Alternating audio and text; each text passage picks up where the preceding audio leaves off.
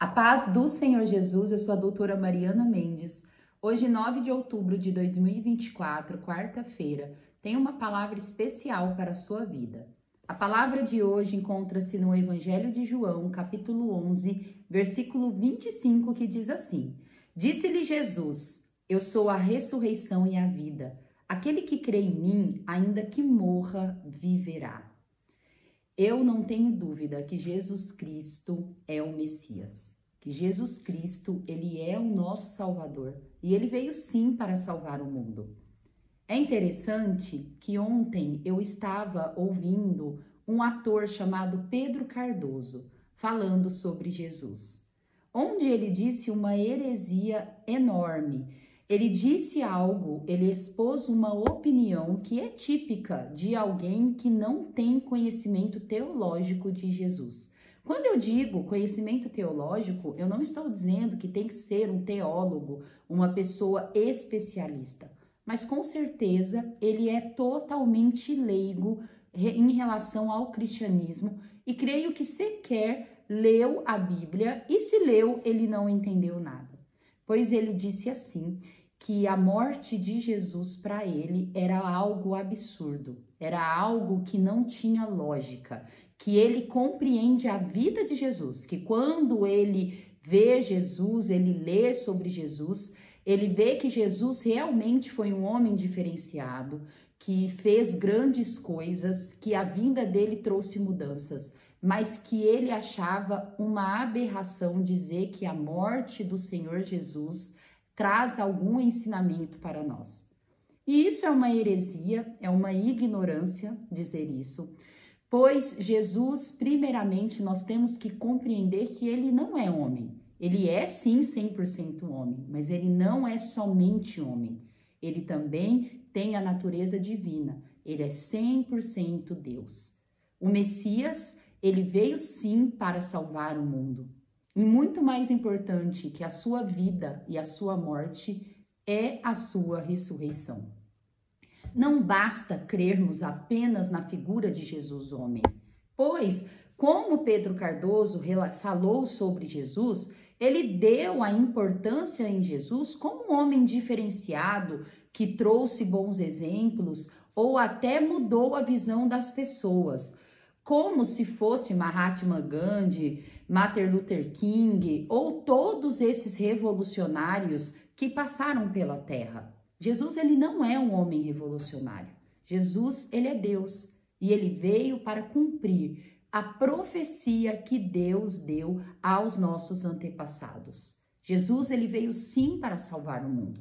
Foi difícil e é ainda até difícil para os judeus, onde eles aguardam um Messias político, onde eles imaginavam Jesus como realmente um revolucionário, alguém que iria libertar os judeus, principalmente naquela época. Os próprios apóstolos também fizeram confusão. Pedro também achava que Jesus poderia libertar os judeus de Roma, já que eles eram totalmente submissos ao povo romano.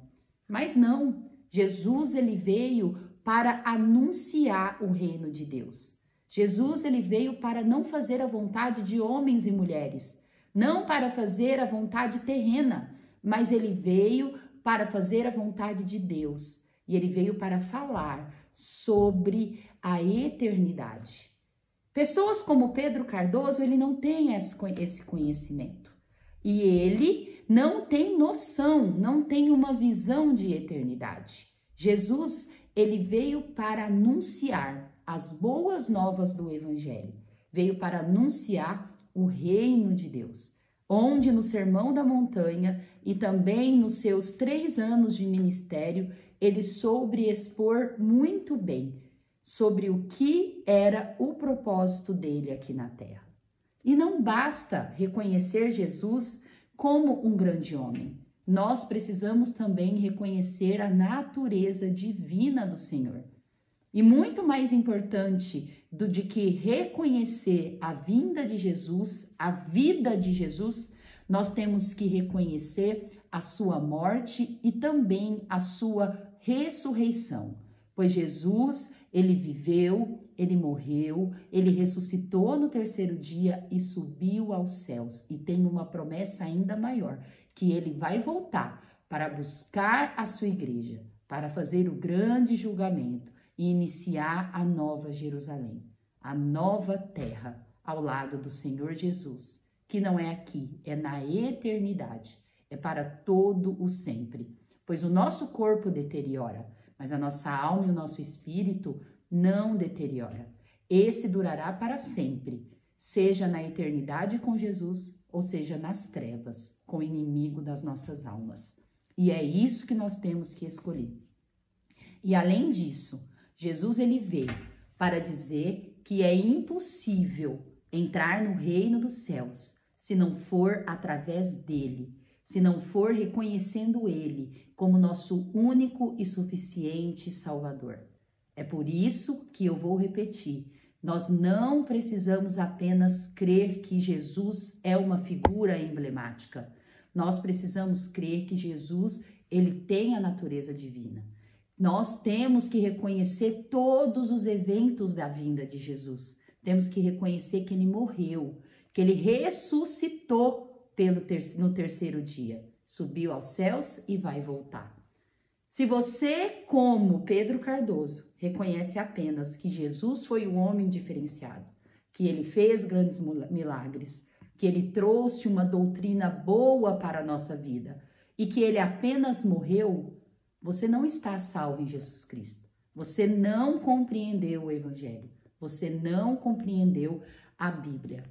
Nós precisamos reconhecer todos os eventos da vida de Jesus e crer na sua promessa de salvação, de segunda vinda, e que nós todos ressuscitaremos com o Senhor Jesus e a nossa alma e o nosso espírito viverá na eternidade. É por isso que nós lemos nesse versículo que está descrito em João 11:25.